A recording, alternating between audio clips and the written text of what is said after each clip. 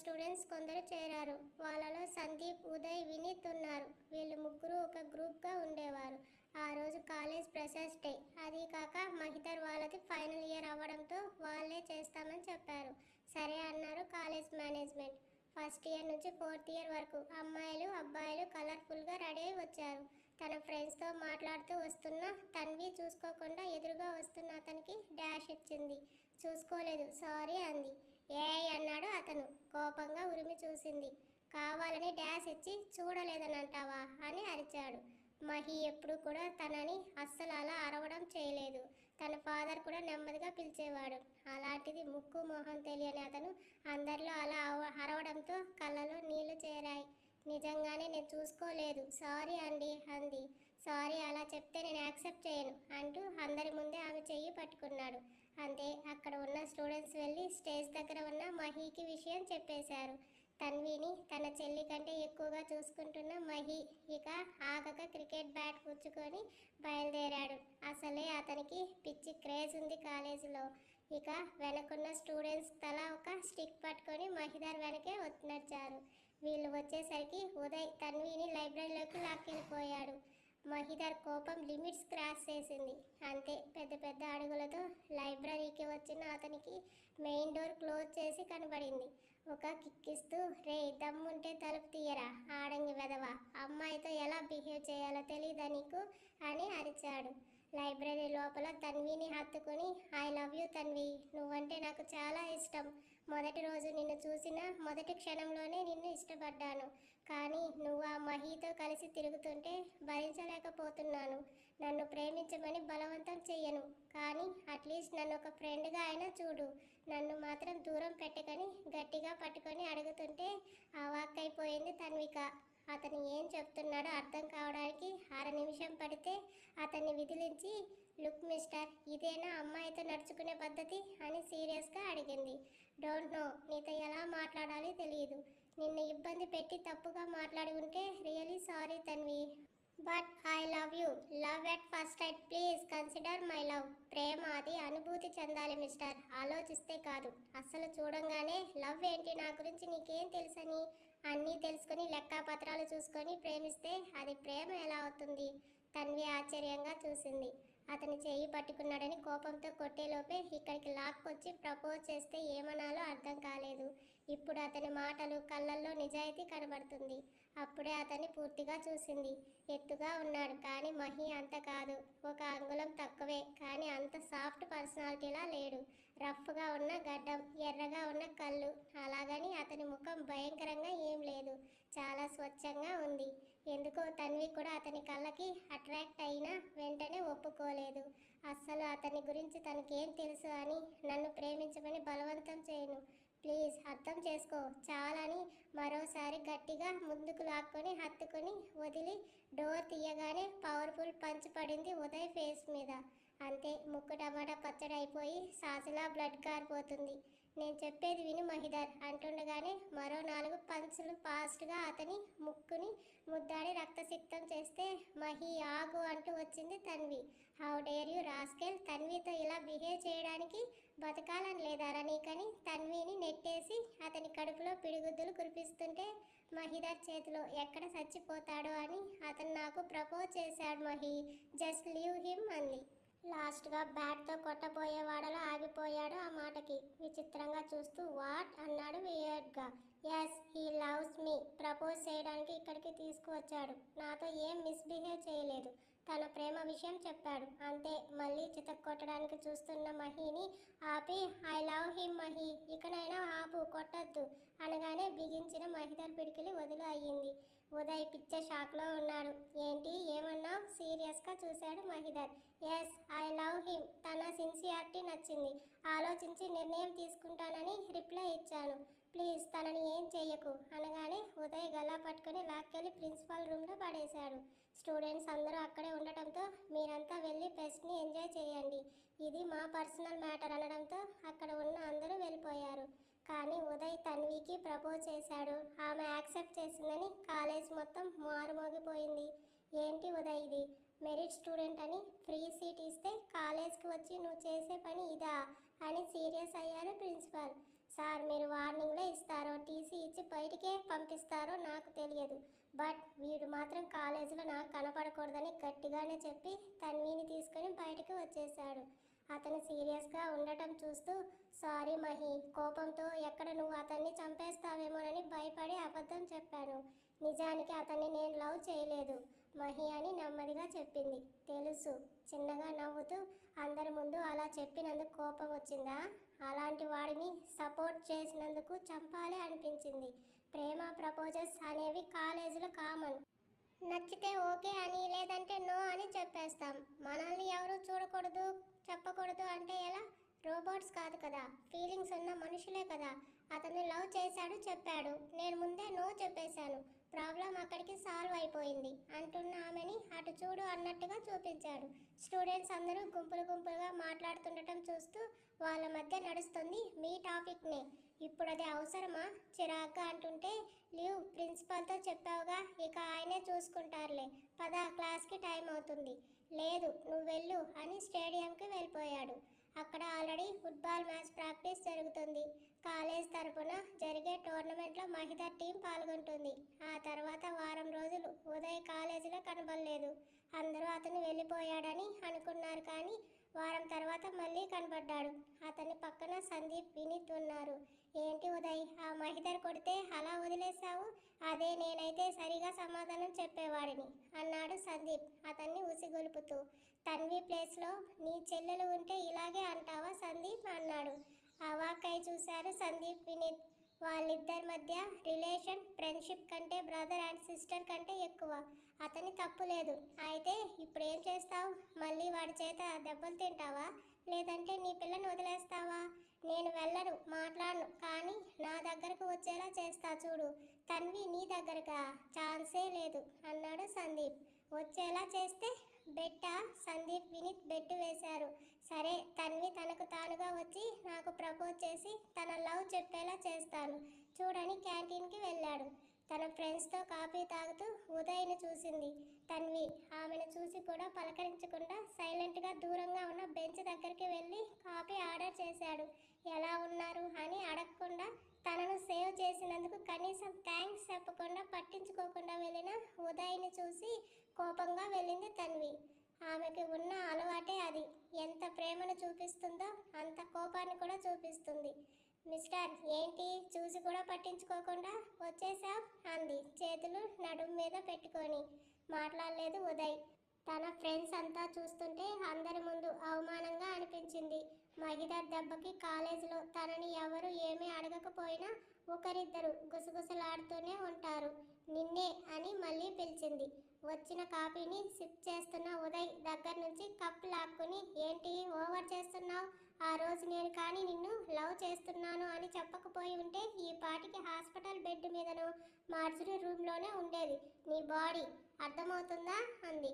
చురుగ్గా చూశాడు. ఒక క్షణం మనసు గతి తప్పింది అతని పదునైన చూపుకి. ఆ రోజు తర్వాత తన్వి ఉదయ్కి దూరంగా, ఇన్ఫాక్ట్ భయంతో చూడటానికే జడిసింది. అతన్ని ఒక చూపులోనే ఆమెకు ఏదో తెలియని గుబులు పట్టుకుంది. కాలేజీలో జరిగే ఫుట్బాల్ లీగ్ కోసం 2 జట్లు పాల్గొంటున్నాయి. అందులో ఒకటి మహిధర్ క్లాసులో ఉండేవాళ్ళు కాగా, మరో కాలేజ్ నుంచి ఇంకో టీం. ఆ రోజే లీగ్ ప్రారంభం. ఉదయం కాలేజీలో ఉదయ్ మళ్ళీ వచ్చాడని తెలిసి ప్రిన్సిపాల్తో గొడవ పెట్టుకున్నాడు మహి. అతనిది పూర్ ఫ్యామిలీ, అదీ కాక మెరిట్ స్టూడెంట్. చదువు ఆగిపోతే ఫ్యామిలీ ఇబ్బందులు పడుతుందని నచ్చజెప్పి ఒప్పించాడు ప్రిన్సిపాల్. ఇంకోసారి ఇలా జరిగితే ఊరుకోనని సార్కే వార్నింగ్ ఇచ్చి గేమ్ బిజీలో పడి అతన్ని కన్సిడర్ చేయలేదు మహి. తన్వి కూడా ఎలాంటి కంప్లైంట్స్ ఇవ్వకపోవడంతో ఊరుకున్నాడు. డైలీ గేమ్ ప్రాక్టీస్లోనే అతనికి టైం సరిపోతుంది. మధ్యలో 1-2 క్లాసెస్ తప్ప అటెండ్ అవ్వడు. ఆ రోజు ఫ్రైడే. గేమ్ మార్నింగ్ 11కి స్టార్ట్ అవుతుంది. మహి, తన్వి కాలేజ్కి వచ్చారు. కార్ దిగి వెళ్తున్న తన్విని ఆపి, తన్వి వాట్ హ్యాపెన్ అన్నాడు. ఏమైంది అంది. ఎందుకు ఇదివరకులా హుషారుగా లేవు, డల్ అయ్యావు, ఏమైంది అన్నాడు. ఏం లేదు మహి, ఐఎమ్ ఫైన్. నువ్వు గేమ్లో బిజీ అయ్యి నన్ను అంటున్నావా? ఐఎమ్ సూపర్, మ్యాచ్కి టైం అవుతుంది అని తీసుకెళ్ళింది. అయినా మహి నమ్మకపోతుంటే నవ్విస్తూ జోక్స్ వేస్తుంటే దూరంగా చెట్టు కింద కూర్చున్న ముగ్గురు చూస్తున్నారు వాళ్ళని. ఏరా మామ, ఆ పిల్లతో మాట్లాడిస్తానని బెట్టు వేశావు, ఆ పిల్ల చూస్తేనేమో ఎప్పుడు ఆ మహితో తిరుగుతుంది. నాకు డౌట్ రా మామ, వీళ్ళు పైకి ఫ్రెండ్స్ అని చెప్పుకుంటూ బాగా ఎంజాయ్ చేస్తున్నారేమోనని అంటున్న సందీప్ మూతి పగిలింది ఉదయ్ చేతిలో. రే ఏంట్రా అలా కొట్టావు అన్నాడు సందీప్ షాక్తో. ఒక మాట అనే ముందు నిజాలు తెలుసుకోవాలి సందీప్.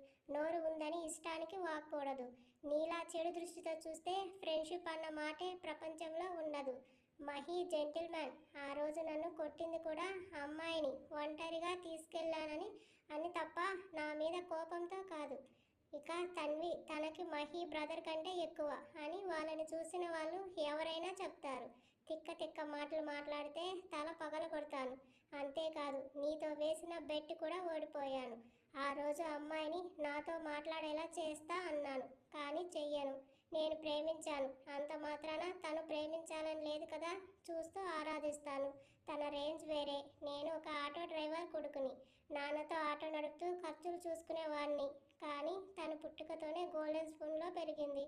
తనకి నాకు ఆకాశానికి నేలకి ఉన్నంత తేడా అని గట్టిగా క్లాస్ పీకి వెళ్ళిపోయాడు స్టేడియం దగ్గరకు. రక్తం కారుతున్న మూతికి కర్చీఫ్ చుట్టుకుని వీడికి ఎంత పొగరు, నాకే నీతులు చెప్తాడా, చెప్తా వీడి పని అనుకుంటూ వెళ్ళాడు సందీప్.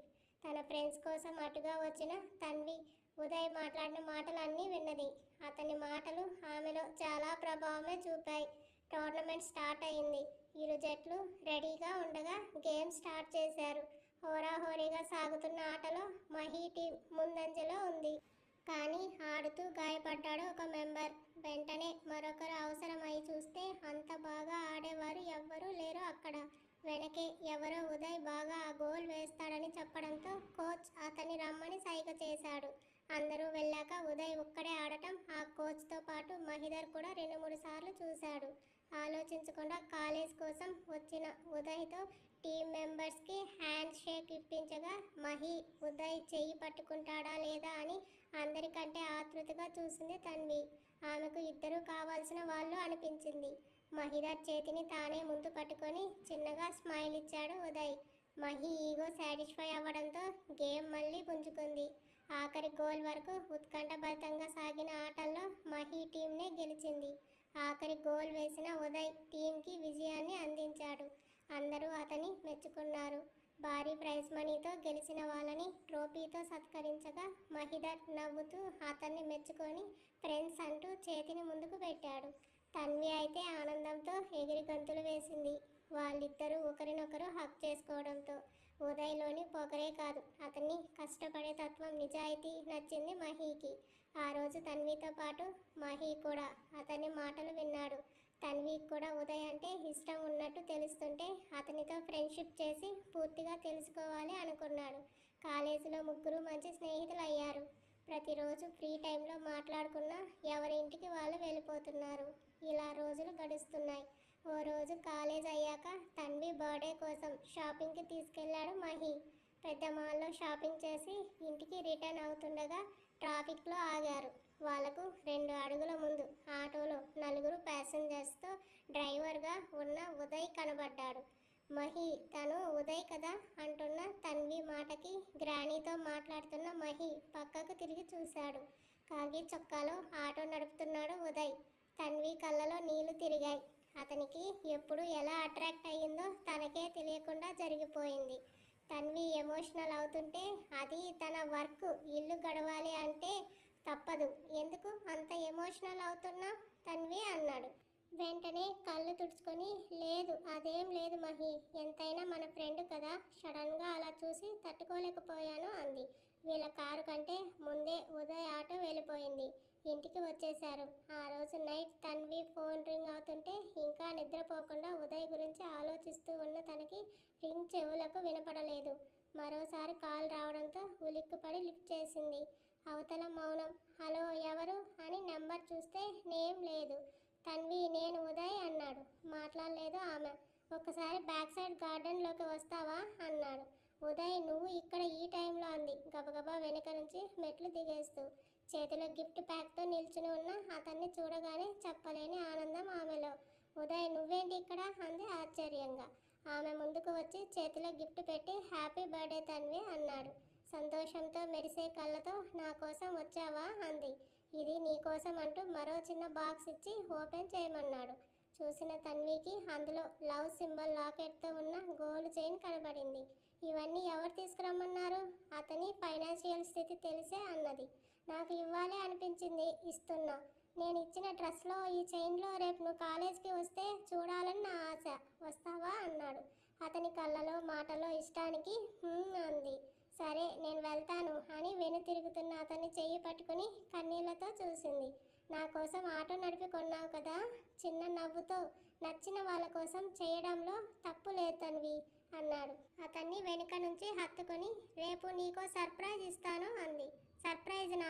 ఏంటది? చెప్పను అంటూ నువ్వు వెళ్ళు, డాడీ వచ్చే టైం అయింది. మనల్ని ఇలా చూస్తే గొడవ అవుతుంది. అంతేనా? ఇంకేం లేదా? ఇంకేంటి? ఇంత కష్టపడి నీకోసం వచ్చాను, ఊరికే ఎలా పంపిస్తావు అన్న అతని కళ్ళలో చిలిపితనానికి నవ్వుతూ చెంప మీద ముద్దు పెట్టింది. నేను వేరే ప్లేస్ ఎక్స్పెక్ట్ చేస్తున్నా. ప్లీజ్ ఉదయ్ వెళ్ళు అంది సిగ్గుపడుతూ. సర్లే, అదే నా ప్రాప్తం అనుకుంటా అనుకొని వెళ్ళిపోయాడు. చిన్నగా నవ్వుతూ లోనికి వచ్చిన తన్వి ఆ డ్రెస్ గుండెలకు హత్తుకొని పడుకున్న కాసేపటికి ఆమె డోర్ తట్టిన శబ్దం. వెంటనే వాటిని దాచేసి వెళ్ళి డోర్ తెరిచిన తన ఎదురుగా ఫాదర్తో పాటు మహిదర్ ఫ్యామిలీ కూడా ఉంది. తనని చూడగానే హ్యాపీ బర్త్డే తన్వి అంటూ తన ముందు పెద్ద ఫ్లవర్ బొకేస్, టెడ్డీ బేర్స్ ఉంచారు. అందరినీ హక్ చేసుకుని థ్యాంక్ యూ అంది నవ్వుతూ.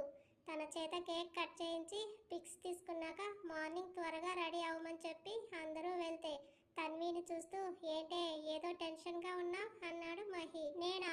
మరి నేనా? ఏంటి మ్యాటర్ అంటూ బెడ్ మీద పడుకున్నాడు.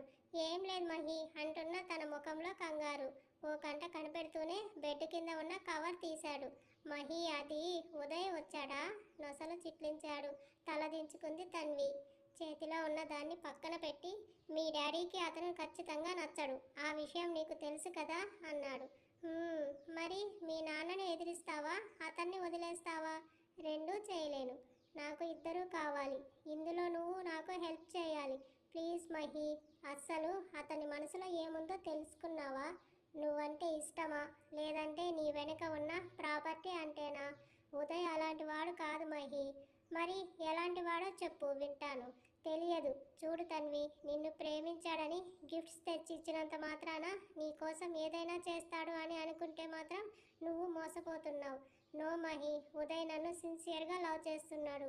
ఈ టైంలో ఉండే అట్రాక్షన్ అలాంటి తన్వి. నీకలా అనిపించడంలో తప్పు లేదు. అయితే నన్ను ఏం చేయమంటావు? నువ్వు ఏం చెప్పినా చేస్తాను. ఉదయ్తో డిస్టెన్స్ మెయింటైన్ చేయి. మాట్లాడకు, చూడకు. నీ మీద నిజమైన ప్రేమ ఉంటే బాధగా అయినా దూరం ఉంటాడు, లేదంటే అతని ఒరిజినాలిటీ బయటకు వస్తుంది. అయినా చూసి చూడగానే లవ్ ఏంటే అన్నాడు విసుక్కుంటూ. ప్రేమకు ఒక క్షణం చాలు మహి, అంతకు లేదు. చూసి చూడగానే నచ్చే పని అయితే కళ్ళకు కనబడిన ప్రతి ఒక్కరిని లవ్ చేస్తామా? లేదు కదా. ఒకరిని ప్రేమించాలి అంటే వాళ్ళ గురించి పూర్తిగా తెలుసుకోవాలి.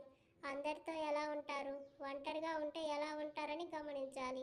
ఎక్కడైనా సరే ఒకే బిహేవియర్తో ఉన్నప్పుడే వాళ్ళు పర్ఫెక్ట్ అని నా ఒపీనియన్. ఉదయ్ నీ దగ్గర మంచిగా ఉండొచ్చు, తన ఫ్రెండ్స్తో ఎలా ఉంటాడో నీకు తెలియదు కదా. So be careful Tanvi. మగాడిది ఏముంది, ఎక్కడ ఎలా తిరిగినా అడిగేవారు ఉండరు. బట్ నీ మీదే అంకుల్ ప్రాణాలు పెట్టుకుని బతుకుతున్నారు. ఆయన ఆశలని కోరికలను ఒమ్ము చేయకు. As a friend or brother నువ్వు ఎలా తీసుకున్నా ముందు మీ ఫాదర్ని మనసులో పెట్టుకో.